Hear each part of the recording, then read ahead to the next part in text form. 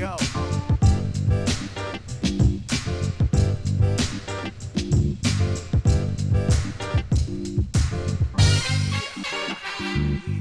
Blockbuster. Nothing personal word of the day. It's Friday. Yes. I'm excited for Super Bowl weekend. I'm excited for the weekend because my voice is a little tired. But can you hear it?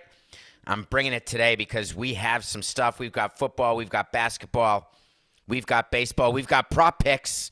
But we're starting with Blockbuster. Word of the day. The NBA dread. Yeah. All right, Coca. We're going to do that again. Here we go.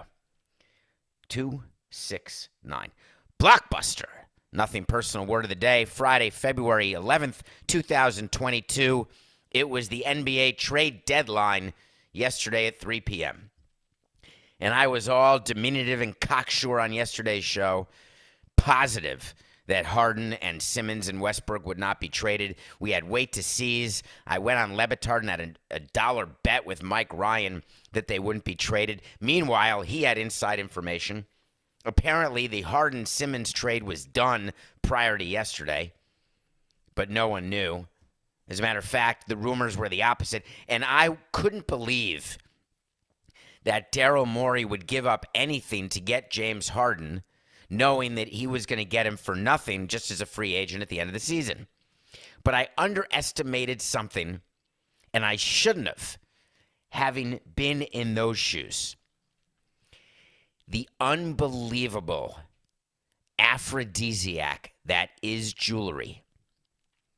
When you are in the middle of a season and you look around and you don't see Jordan and you don't see Ewing, although that's not nice. I shouldn't say that. No one looked around and said, hey, Patrick Ewing's in the Eastern Conference. We're not going to win a title this year. But you certainly do it with Jordan. You look at the Nets and you say, Celtics, Heat overperforming, outkicking the coverage. You're Daryl Morey. You haven't won a title with Houston. You're in Philadelphia. They're starving for a title. They haven't won since Julius Erving. Anybody? Zinkoff? Anybody? Bueller? Hello? Maurice Cheeks. So he's thinking, we got a chance here. We got an MVP-style season by Joel Embiid. We're doing it without Ben Simmons. And now we can get James Harden for Seth Curry and Andre Drummond.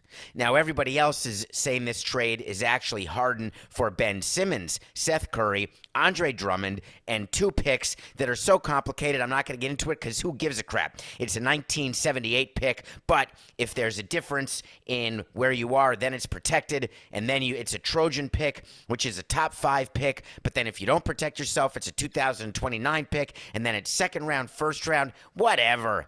Who cares? Harden on the team, Seth Curry, who is the coach's son-in-law, might I add. Doc Rivers' daughter is married to Seth Curry, and Andre Drummond. Are the Sixers better this year? Do they have a better chance of winning the title with James Harden playing on their team instead of Curry and Drummond? And my answer is probably not, but it feels that way. It is so seductive when you can trade for someone who is so well known, former MVP, someone who you think can be on the outside and create shots, create space for Joel Embiid. You don't have to give up your 2 good guards. It's right there in front of you that you become blinded by this lust to win a ring. Sean Marks of the Nets did a great job with this trade. He got rid of a player that no one on the Nets wanted to have. A failed experiment of a big 3 of Kyrie Irving, Kevin Durant, and James Harden. Who knew about the pandemic? Who knew Irving wouldn't be able to play anything other than road games this year? Who knew Durant would get hurt? Who knew that Irving liked to imitate Serrano and light stuff on fire in the middle of the clubhouse? Who knew these things? Who knew the big 3 when they got together would only play 16 games together and go 13-3 in those 16 games? But because of injury and various other reasons. So I want to get to something that really was shocking yesterday about that trade. Post-trade, you had two teams telling you, we got better. The Nets got better by adding Simmons and Curry and Drummond because Harden did what he did in Houston and in Oklahoma City. He said, I'm done. I want out. What makes the Sixers fans think that Harden's not going to do the same thing in Philly? I'm just curious about that. So Sean Marks goes to Joseph and Clara, the owners of the Nets, and says, listen, we got a trade here. Harden's not happy. He leaked to the press that he doesn't want to ask for a trade because of public backlash. Like, whatever, man. But if we trade him, I just want you to know the facts here because your accountants are going to get to you. We paid him $63+ million for a basic season, right? He played 88 games, and they got $63 million. But he's claiming his hamstring hurts. I have no proof. We have no way to do it. We took an MRI. It shows a little age, a little fraying. But all of a sudden, he's not willing to play? What do you want to do here, Joe? Well, Sean, Mr. GM, we're sort of favored to win the finals, but we're not even out of the play-in. So I think we just should do it. Should we do it? Is Harden going to re-sign with us? Let me call James. Hold on. Because I promise you, before a trade like that happens, there is a conversation between the owner or the president and the player. Here's what I would have approached James. James, quick question for you.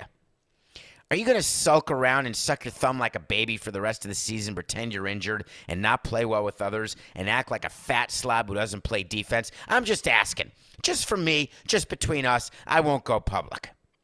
Well, Joe, you know that I really love it here, but I got to tell you, I've been planning to go to Philadelphia for a year, and I'm not going to resign. So if you can get anything back from me, I mean, you might as well try.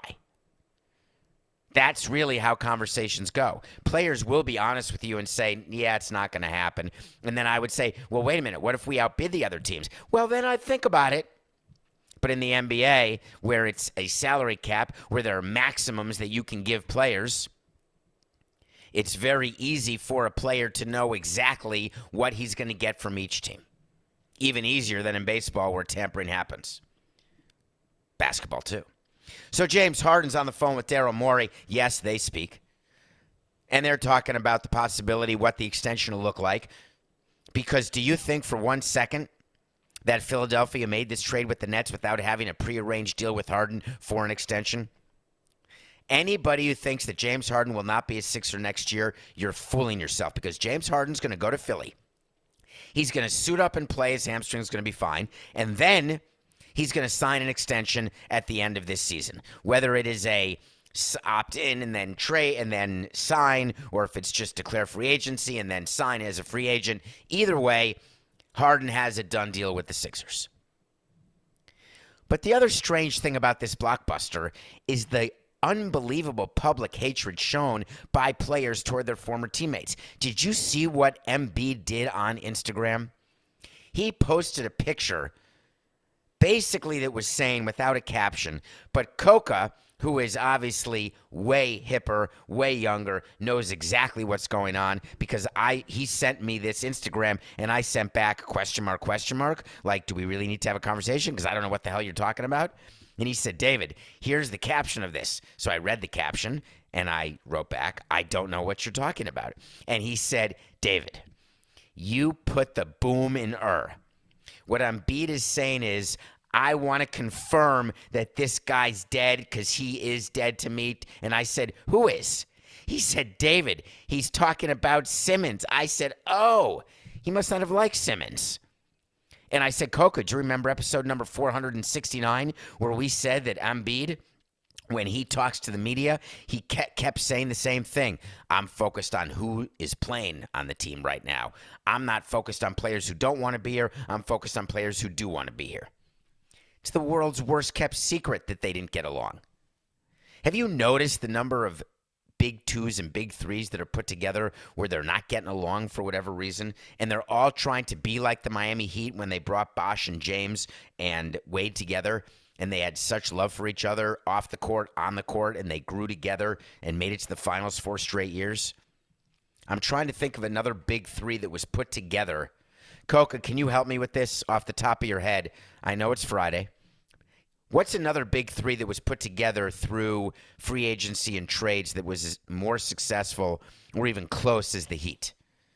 Because other big threes came, like if you look at Durant when he was with Harden and Westbrook, if you look at Davis and James and Westbrook, I'm trying to think of a big three. Even, Curry and Green and Durant. Durant joined them, but Curry and Green, I think, were there. I just can't think of another example. So Embiid throws shade at Simmons, hates him. But then last night, Kevin Durant gave us his true feelings about James Harden. Did you watch the draft? The NBA does really cool stuff. 2 things happened yesterday that were tremendously cool that made baseball incredibly jealous. While Rob Manfred was meeting the media for a press conference that we're going to talk about later in the show, I'm watching at 9 p.m. the NFL Honors. I'm watching the opening number by the host, the guy from Key and Peele, Key from the show Friends from College. I tweeted about it. If you haven't seen that show, please do. We reviewed it. It's only 2 seasons. It's so awesome. And everyone's there in tuxes, and they have movie stars, and they've got sports stars, and they just do it right. And MLB's looking at that saying, man, we could never do that. We'll never get 2 hours of prime time on one of the big networks. That's number one. Number two, we just don't have the personalities. We don't have the audience. We always wanted to be that hip, that cool. Just doesn't work. So that's going on in the NFL. I don't really remember what I was talking about. But I was talking about, and the NBA does this draft for the All-Star teams. In MLB, it's the American League against the National League. They try to make this big announcement where there's a big show on ESPN or MLB Network, wherever it is, and they release the reserves, and the fans vote for the starters, and then they have the final 3, and then you vote for the final 3. If you knew the number of hours that are spent at owners' meetings when they're not negotiating collective bargaining agreements, the number of hours spent figuring out ways to try to get you interested, you the fan, in all of the jewel events, whether it's the All-Star Game, the draft, the World Series, postseason awards. If you had any idea the number of hours and the number of people involved, you would say, oh my God, we're all a bunch of incompetent blokes. And you'd be right, because we've abjectly failed trying to get you interested in these things. So the NBA said, let's pick 2 captains. We'll get starters from the Western Conference and the Eastern Conference. Then we'll have the captains live on TV, give it to our partner TNT. We won't keep it for NBA TV. We'll give it to our partner, and we'll let them draft the All-Stars like an old-school Survivor-like playground draft. Now, if you are 5'2" in high school, where you're decently athletic enough, but you are diminutive and cocksure, you are used to being picked close to last in the playground, and of course you take it personally because you think people don't like you, and in fact, it's not a popularity contest, even though you think it's a popularity contest. It's actually about skill because people want to win, kill a carrier, capture the flag, or whatever idiotic game you're playing during recess in grade school and middle school that for you is as important as anything you will do in your professional or personal life. So you're sitting there and you try to make eye contact with the captains and you want to be chosen, and then you want to be chosen with your friends. It's just a total anxiety-riddled experience, the whole playground pick. Are you with me? Anybody? Coca has no idea what I'm talking about because he was always chosen first because he's this strapping man. Although I have no idea what he was like as a 7th grader. Maybe he was a late bloomer. Anyway, I digress. So, you've got Durant, you've got James, they're choosing teams, they've got a list of players, there's 2 players left, Rudy Gobert, always one of the last 2 players left, and James Harden. Kevin Durant has a choice, he's got the pick, he looks at the board, LeBron James starts laughing, Charles Barkley, Kenny Smith, Ernie Johnson, Shaquille O'Neal, they start laughing. Kevin Durant says, we need some size. We'll go with Rudy Gobert. And LeBron James says, I guess I'll take James Harden. James Harden was the last pick, but then it got funny. LeBron James said to him, hey, is he healthy? This is on live TV. And Kevin Durant said, he just got traded, didn't he? Of course he's healthy. So James Harden had a hamstring injury, and it will miraculously be cured, and he will be in the lineup for the Sixers. Toot sweet. But that's not the one that bothered me. What bothered me is when news came out yesterday that Ben Simmons is going to be available for the Nets on their next road trip. Ben Simmons hasn't played all year. Ben Simmons tried to claim that he was having mental health struggles. And I told you, now, let me give you a little background. How often have I supported mental health issues on this show? How often have I tried to get people to be sympathetic for a mental health issue as you are for a torn ACL or a concussion? And then when I came out and told you that Ben Simmons was using mental health struggles as a sword, not a shield, in order to get his money paid, because you're not allowed to suspend someone and not pay them if they are mentally struggling. And I said the minute he's traded, his mental problems, poof, will go away like the puffy marshmallow man in Ghostbusters. And it did. Do you understand, Ben, what you did and the way you set back the unbelievable improvements that we've had recently in terms of recognizing mental health? And where are the other NBA players calling it out? Do you not want to do it because he's one of your fellow players? But for the Kevin Loves of the world, Kevin Love showed unbelievable strength to do what he did when he wrote an entire article and went public with his anxiety disorder. Where was he yesterday? It's amazing if you're going to be first, but it means you can't stop. You got to keep going. So I am going to keep going. Ben Simmons, what you did is inexcusable. I don't know you, so I'm not about to comment on you personally. I will only say that it is quite obvious you were not a fit with the Sixers. Will you be a fit with the Nets as one of the best defending point guards around? Wait to see. But you ought to be ashamed of yourself to pretend you had mental health issues. So those were the blockbuster deals yesterday. I got to mention one more because there is a power dynamic with players that I cannot possibly get you to hear enough times. When you are a superstar in the NBA, you've got the power. I've got the power. Do you know who Luka doesn't like on the Mavericks? Porzingis. Do you know how badly Luka wants Porzingis out of Dallas and how much he told Mark Cuban, get him out? And Mark Cuban said, man, he's got a big contract. I don't know who's going to take him. He's always injured. And I've never seen a 7-footer play 10 feet further away from the basket than Patrick Ewing did. I mean, what's going on here? Well, somehow they got the Washington Bullets to take Porzingis. Staggering.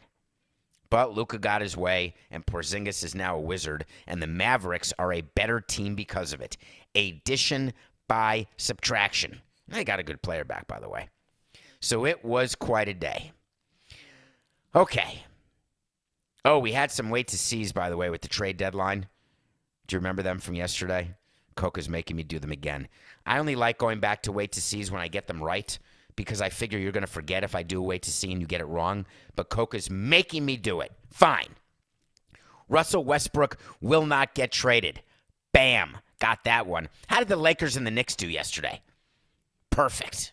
James Harden will not get traded. Got that one wrong. Ben Simmons will not get traded. Got that one wrong. Do you remember what I told you on my sister's birthday on October 21st, 2021? Do you? Do you remember when the Sacramento Kings were having a fight with their pick, Marvin Bagley? Coca! I forgot to tell you what I learned yesterday. This is so typical that I had no recollection of this. Is it possible that Marvin Bagley got drafted ahead of... No, it can't be. Someone is saying he got drafted ahead of Luka and Trae Young. I believe Marvin Bagley got drafted ahead of Luka and Trae Young. Marvin Bagley has not exactly had a successful career, and he came out and said it was the fault of the front office in Sacramento. And I said, goodbye, Marvin Bagley. Well, he got traded yesterday to the Detroit Pistons. That's like going from bad to worse. Well, see you later. But that wait to see was all the way back on October 21st when the season was just starting. I said Bagley's going to be gone before the season's out, and he was. And then another wait to see I had yesterday is that the Lakers would not make a trade. The Lakers did not make a trade. the Lakers should make a trade. The Lakers are finished. End of title hope. They will forever be known as the COVID title team. As a matter of fact, LeBron James probably looks in the mirror this morning and says, I can't do any more to help our team. I'm never going to win another title, but I will get to play with Bronny maybe. Okay, so meanwhile, the trade deadline's going on. The Super Bowl week is happening. And the owners' meetings in Orlando for Major League Baseball were finished, and Rob Manfred, the commissioner of baseball, had a press conference. At about 11 o'clock, I thought it would be at 11:30. Owners' meeting, the joint meeting went fast. You know why?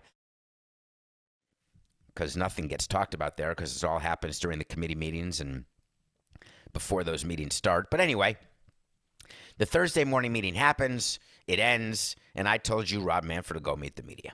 And so he did. He started with prepared remarks and then took questions, and I've got approximately 7 takeaways that I'd like to go over. Number 1, I told you, wait to see. He will announce the delay of spring training. Nope.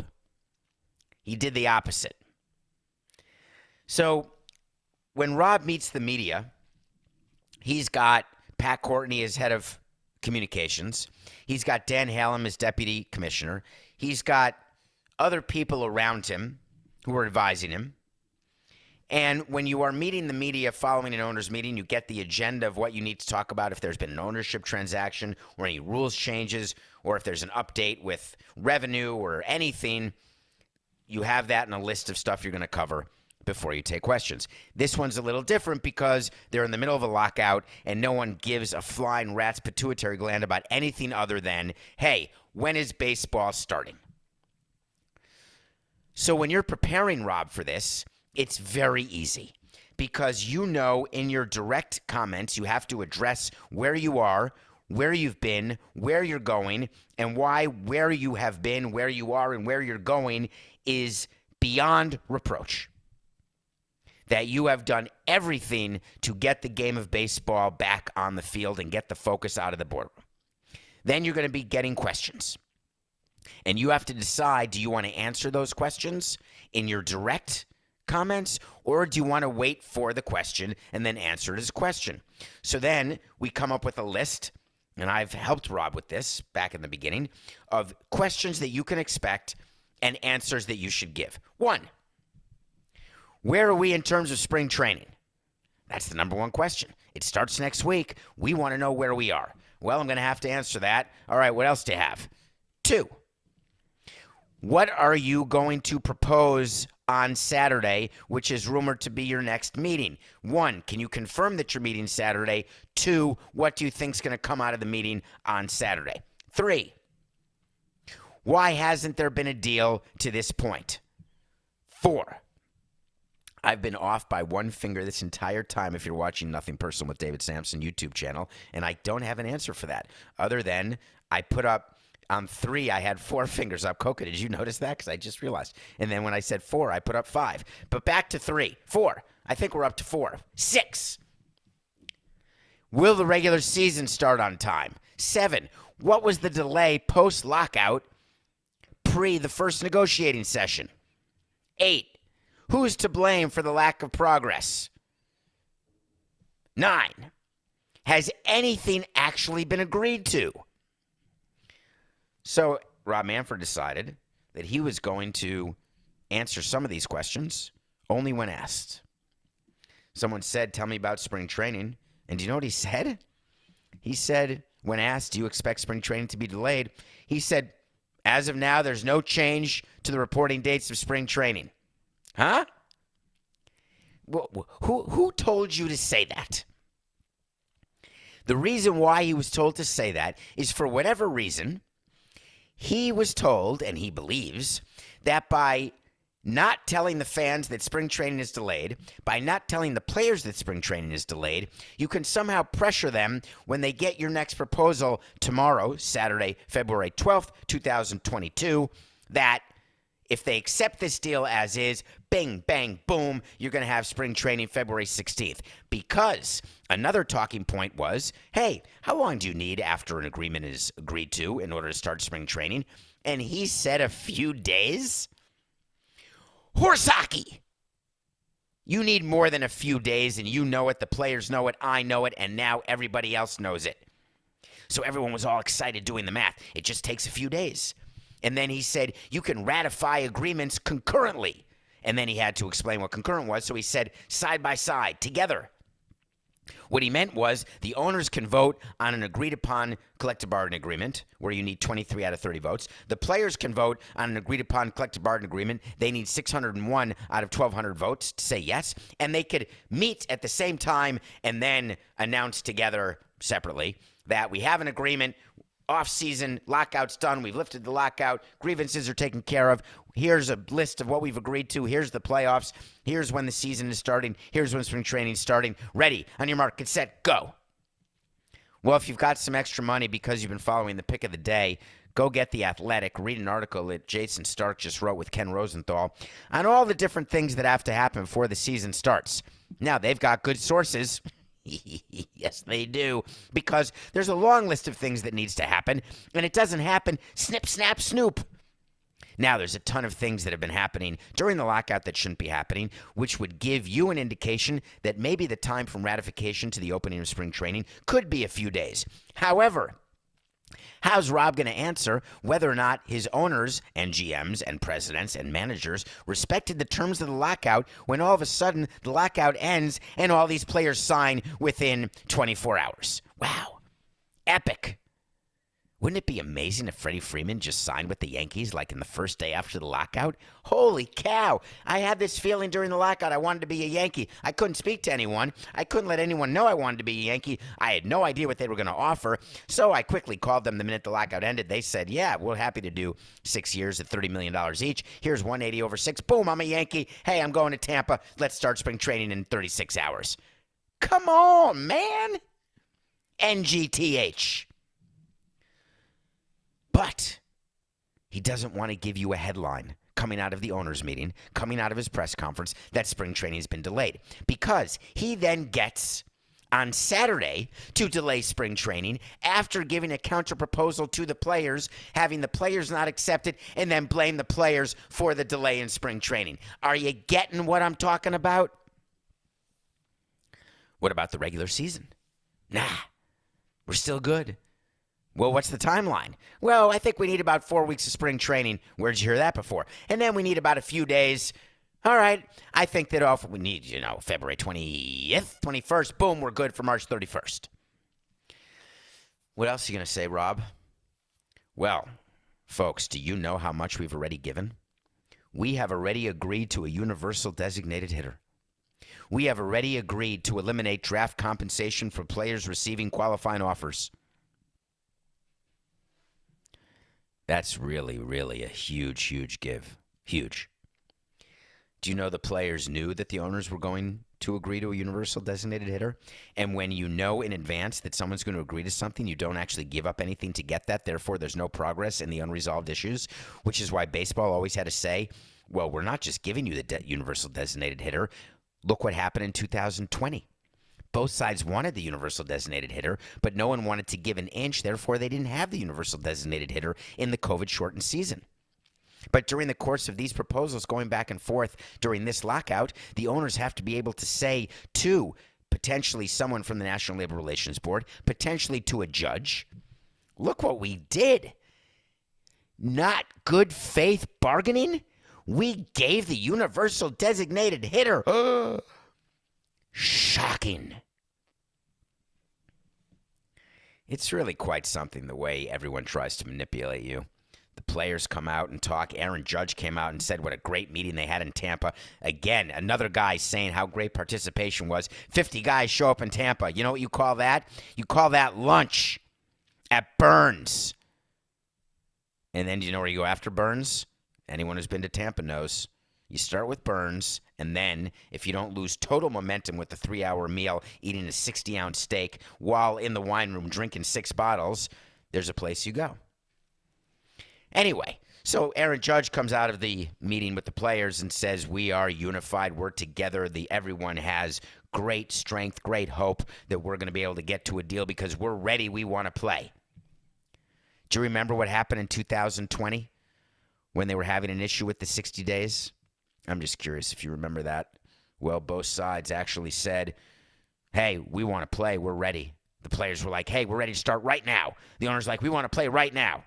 And they couldn't even agree, and they ended up with a 60-game season. So everything's going well with the press conference. And then the question came about missing regular season games. How was Rob not prepared for that?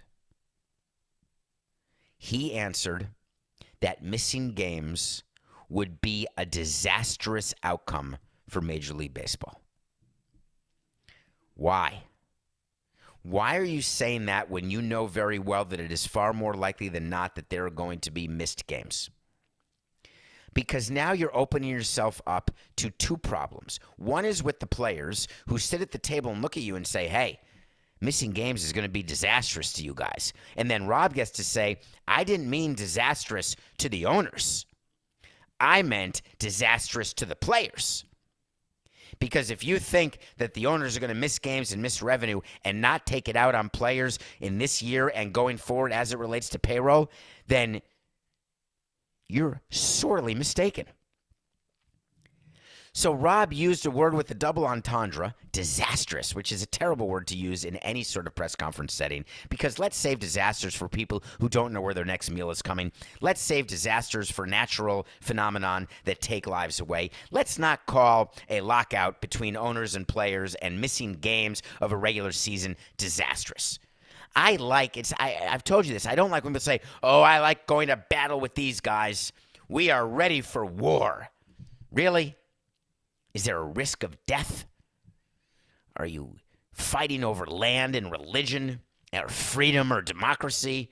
Or are you fighting to get a piece of metal? That's a joke. Piece of metal is what Rob once called the World Series trophy. It's not a piece of metal. It's a great piece of metal. Don't say disastrous in a press conference. And then the second thing you don't say, when you're asked about who you're negotiating with, Rob said, yeah, it's not like it was when I was with Mike Weiner. Mike Weiner used to be the head of the Major League Baseball Players Association. I was in front of the table, next to the table, across the table from Mike Weiner so many times. He was impossible to deal with. He died tragically of a brain tumor way too young. He was impossible. But there's one thing about Mike that Rob knew, that the other presidents and owners knew, that he was reasonable. Meaning you can be impossible and reasonable, but if you're impossible and not reasonable, then you're Bruce Meyer, who's the current union negotiator. But you don't say that when you're in the middle of a negotiation. So there were a couple problems with the press conference. It's not the end of the world. And I thought everything was going to be fine. I'm not going to get into a coca. I'm not getting into Scott Boras. I decided it's Friday. We only have 13 minutes left in the show. I want to bring it to break. But I will tell you this, folks. I'm going to get the energy next week to talk about something else Rob said as it relates to franchise valuations. I will talk about what Scott Boras said as it relates to franchise valuations, because the amount of misinformation. I got the sneeze out finally. The amount of misinformation out there about what it is to own a team and the finances of the team is staggering, but I'm not doing it now, Coca. I'm just not in the mood, okay? We'll be back next week. All right, let's go to break. I'm going to do something after the break that I've not done once in the history of Nothing Personal with David Samson. We'll be right back. Welcome back to Nothing Personal. It's been a great week. Another record-setting week. Let's make next week another record. Thank you for all the downloads, the follows. Thank you for the rankings and the reviews. Get on Apple and write a review if you don't mind. Give it 5 stars, because Coca's concerned that there have not been as many reviews lately. So go on your Apple Podcasts, go to the Nothing Personal with David Samson thumbnail and click it, and then there's a way to write a review. Just put 5 stars and write something that made you laugh, or something that made you smarter, or something that made you say, oh my God, I can't believe I give 45 minutes a day to this man. And then say I'd give it to Samson, but not to Coca. But in all seriousness, thank you. And we're going to keep going. I watch a movie every day.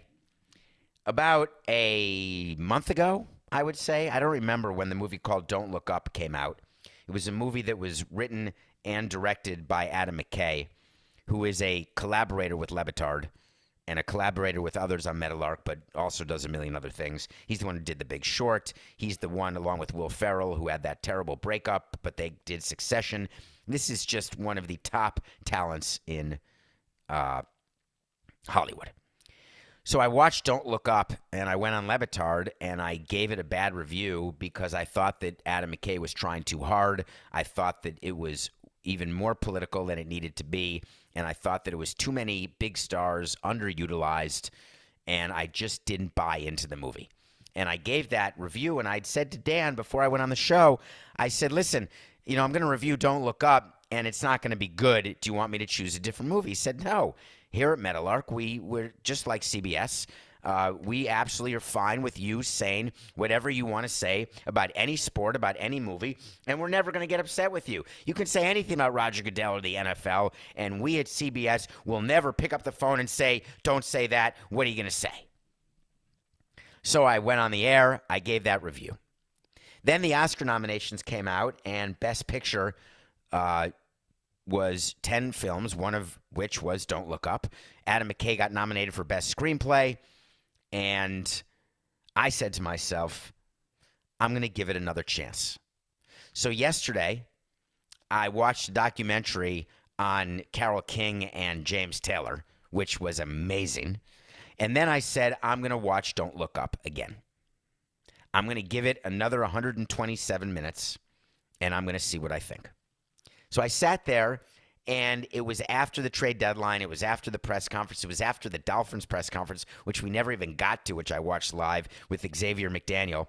And I can only tell you that when I'm supposed to review something new every day, am I going to take the time to watch something twice? And the answer is usually not a movie like Don't Look Up. I'm going to watch a movie like Let It Ride or Fletch, or if I just want something funny, maybe Ed TV, or maybe The Usual Suspects if I want just a reminder of what a great movie is.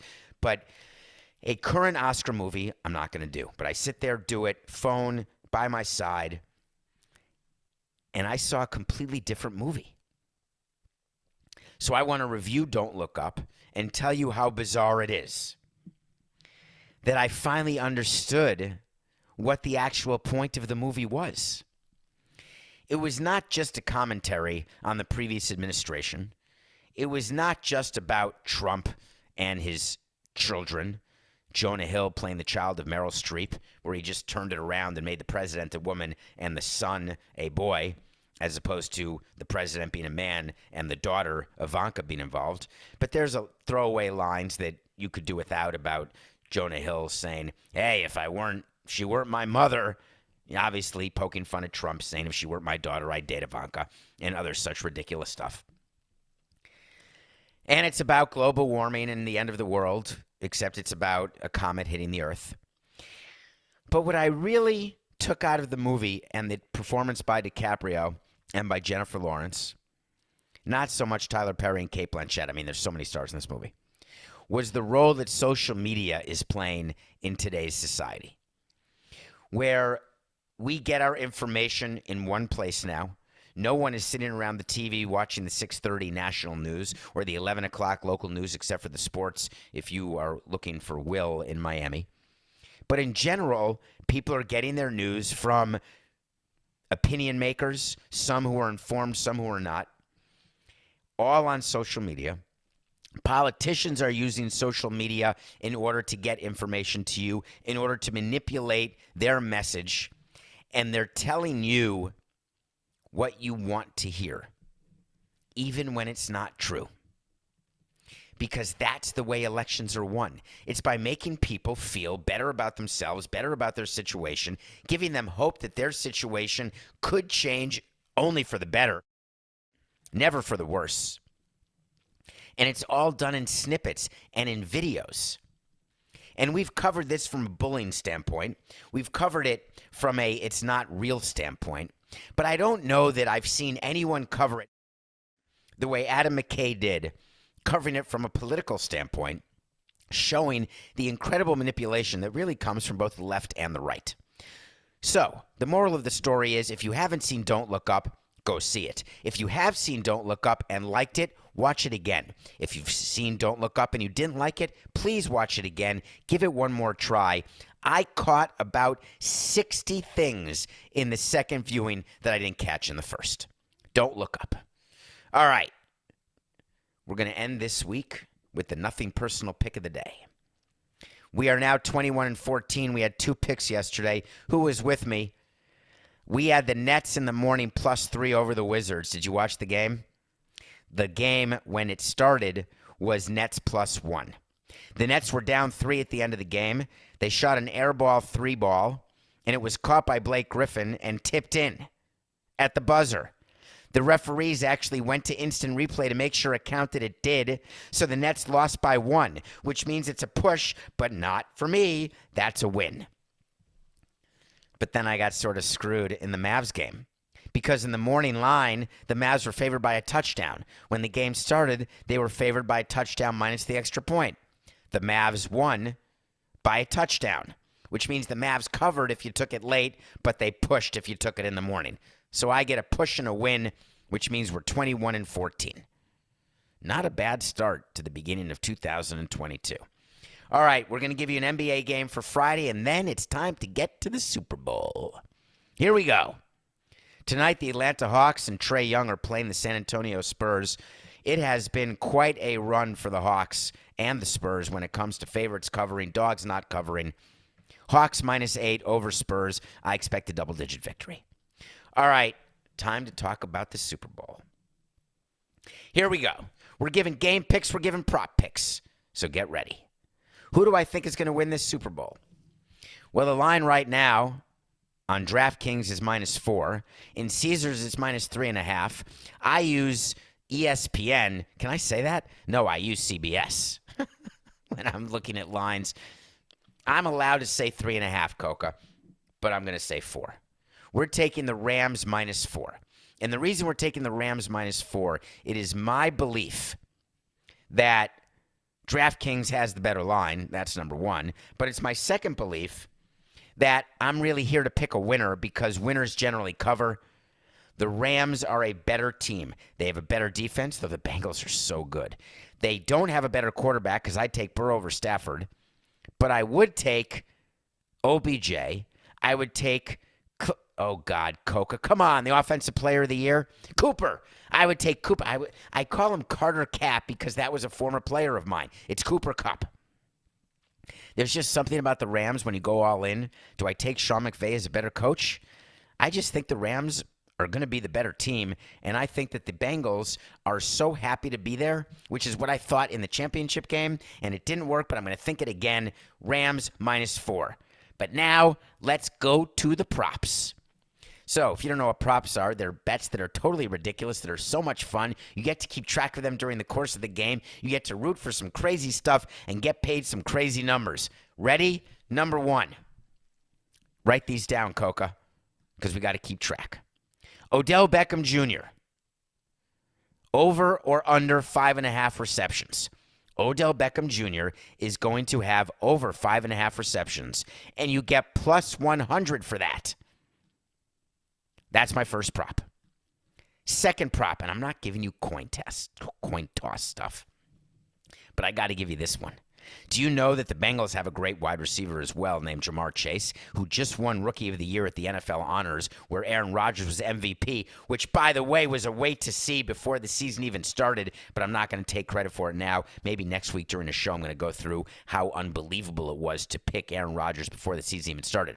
But Jamar Chase, Rookie of the Year. Cooper Kupp is who we just talked about. There is a prop bet where you get +150. If you bet $1, you get back $1.50. If they each have a total of 15+ combined receptions, which means if one has 8 and if they both have 8 receptions, you win. If Cooper Kupp has 11 and Jamar Chase has 5, you win. You've got to get to 16 receptions between the two of them. They don't have to make yards. They don't have to be touchdowns. They just need to be 16 receptions. Bingo. 16 receptions and 80+ receiving yards each. Hell yeah. Cooper Kupp and Jamar Chase, 15+ combined, 80+ receiving, +150. That's a prop that we are playing. Next prop. This is unbelievable. Either Joe Burrow or Matthew Stafford will throw a 50+ yard touchdown pass. Will there be a 50-plus yard touchdown pass? You get a $2 for every dollar you bet. We're taking it. One of them will have a 50-plus yard touchdown pass. God dang it, dog it, 4869.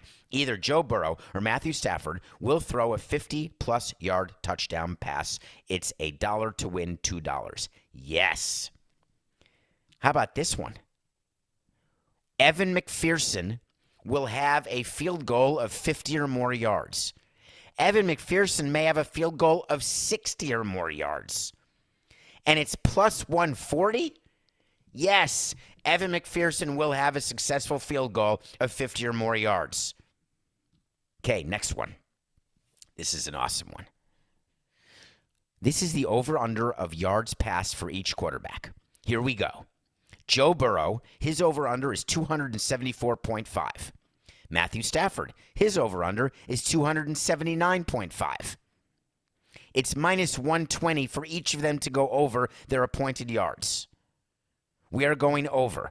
I'm expecting, while I love the Rams defense, I love the Bengals defense, but I am expecting a touchdown pass of over 50 yards. I'm expecting both to go over their yardage. Joe Burrow over 274, Matthew Stafford over 279. Book it. And then, in conclusion, the coin toss. It's the most ridiculous bet of all time. Do you know what the odds are in your coin toss?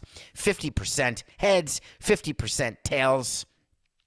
The Vigorish is only 5%. It's minus 105 to win 100, which means you have to do $1.05 to win $1. But I want to start off on a positive note with the prop bets. Ready? Tails never fails. The coin toss will be tails. It is Super Bowl Sunday. If you're not excited for all those props, and if you're not excited for the Rams and the new NBA post-deadline, and to see whether or not the MLB meeting on Saturday is going to lead to an agreement, well, then I can't help you. I appreciate you spending the week with me. Guess what? We'll be back Monday to recap the Super Bowl, to tell you about MLB's meeting on Saturday, to see how we did on these bets and wait to sees, and because I'm really going to miss you, but not Coca. It's just business. This is nothing personal.